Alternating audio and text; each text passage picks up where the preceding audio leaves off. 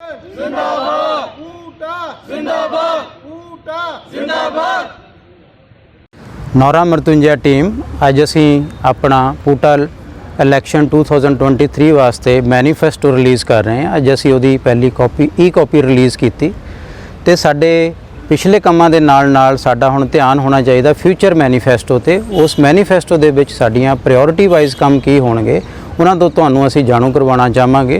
Number 1 साडा जिहड़ा कि 7th पे कमीशन लागू तो हो गया, बट ओहदियां जिहड़ियां एरियाज़ 2016 तो लैके 2022 तक दे हजे तक पेंडिंग ने, उन्हां ते असीं पुरजोर कोशिश करके जल्दी तो जल्दी दवावांगे।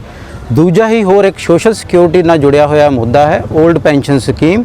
हालांकि पोलीटिकल सर्कल्स दे विच हुण इहदी काफ़ी आवाज़ फड़ चुकी है। सानू भी अपनी आवाज़ बुलंद करके ओल्ड पेंशन स्कीम पंजाब तो नोटिफिकेशन निकाल के ਜਿਹੜੇ भी साडे टीचर सोशल सिक्योरिटी तो अजे तक वांझे ने उन्हां लई असीं पूरा जोर लगा के ਉਹ ओल्ड पेंशन स्कीम लागू करवावांगे। तो उस तो बाद साडी डेंटल फैकल्टी दे काफ़ी लंबे समय तो उन्होंने ड्यू सी, उन्होंने कैश प्रमोशन ड्यू सी। असी पूटा ने ऐस करके उन्होंने पॉलिसी बनने दे विच बहुत ही अहम रोल प्ले किया, बट हुण उन्होंने असी करांगे कि एक्सपीडिशियस लैवल ते बार फुटिंग लैवल ते उन्हां दियां जिहड़ियां स्क्रीनिंग्स पेंडिंग ने वो पूरियां हो के उन्होंने पूरे दा पूरा हक पूरे लॉजिकल एंड तक पहुँच जाए तो उन्होंने अपने बनदे हक पूरे मिलन। उस तो इलावा साडे कुछ टीचर्स जिवें 7th पे कमीशन इंप्लीमेंट होया PhD इंक्रीमेंट्स दे नाल कुछ इशू होए तो उन्होंने असी जिन्हां दी PhD service they which complete हुई 2016 तो बाद वो भी काम चल रहा है तो असी इंश्योर करांगे कि उन्होंने PhD इंक्रीमेंट बाकियां वांग भी मिलणगे। तो नाल दी नाल कुछ टीचर साडे UGC रेगूलेशनस दे करके 6.3 क्लॉज UGC रेगूलेशन 2018 तो पिछले 5 सालों तो तकरीबन सफ़र कर रहे हैं। असी भी पूरा यतन किया UGC लैवल ते ऑडिट लैवल ते उन्होंने रिजॉल्व करें, बट हले वो कंप्लीटली रिजॉल्व नहीं होया। जो भी कम्युनिकेशन UGC तो आई है असी उन्होंने टीचर के पक्ष दे विच इंटरप्रैट करावांगे। जो भी खामियां रह गई उन्होंने पूरे तो पूरा उन्होंने लाभ जोड़े उन्होंने बनते हैं जिदा उन्होंने कोई कसूर नहीं, वो हर यतन करके उन्होंने तक दूरी पहुँचावांगे। इस दे नाल ही कुछ साडे सेंट्रल पे स्केल ते एम्पलाइज़ हुंदे ने उन्होंने कुछ सेंट्रल अलाउंस उन्होंने काफ़ी नहीं मिल रहे, हालांकि वो पे कमीशन का पार्ट होंदे ने उन्होंने नहीं मिल रहे। असी उन्होंने भी पूरे जोर शोर नाल उपर चुकांगे ताकि ਜਿਹੜਾ टीचर्स का ਜਿਹੜਾ भी साडे मैंबर्स का कोई भी राइट है उन्होंने तो वांझिया ना रह जाए। उहदे लई असी हर तरह की जिस तरह साडी टीम यूनाइटेड हो के हर लैवल ते काम करती रही है उस तरह ही काम करांगे। तो आस करांगे तुसीं साडी टीम नूं एक बार साडी परफॉर्मेंस देखते हुए साडे फ्यूचर एजेंडे नूं जिहड़ा है उन्हां चीज़ां नूं कवर करन दे लई पूरा करन दे लई सानूं एक बार फिर ब्लैस करोगे अपनियां वोटां दे के ते असीं अपनी टीम नूं उसे मोमेंटम दे नाल उसे चीज़ां नाल पूरा ही टीचर दी वैलफेयर वास्ते पूरा यूनीवर्सिटी दी वैलफेयर वास्ते जिमें काम किया उमें ही उस राह ते चलते रहांगे।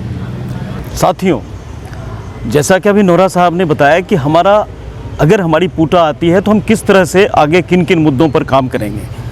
इससे पहले मैं कुछ उन मुद्दों पर आपका ध्यान आकर्षित करना चाहता हूं जो पूटा ने पिछले 1 साल में कंटिन्यूटी में किया। मुद्दे तो कई हैं, जैसे कि टीचर का कोई भी मुद्दा होता है तो हम उसको प्रोएक्टिवली कभी भी लेते हैं, फिर भी कुछ बेसिक बात है जिसका जिक्र हम यहाँ पर करना ज़रूरी है। तो उसमें सबसे पहला मुद्दा जो है वो 7th पे कमीशन का है।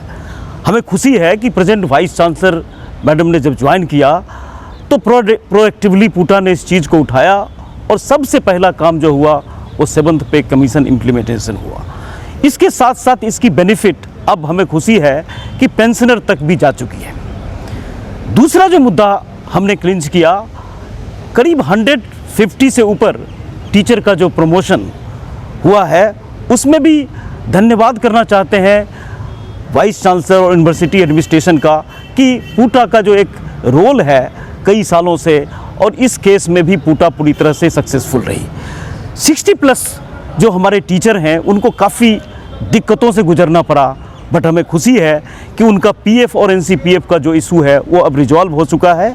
60+1 की जगह 65+1 हो चुका है, और हमें खुशी है आने वाले समय में इस एडमिनिस्ट्रेशन के साथ मिलकर के हम उनकी और भी मुद्दों को हल कर पाएंगे।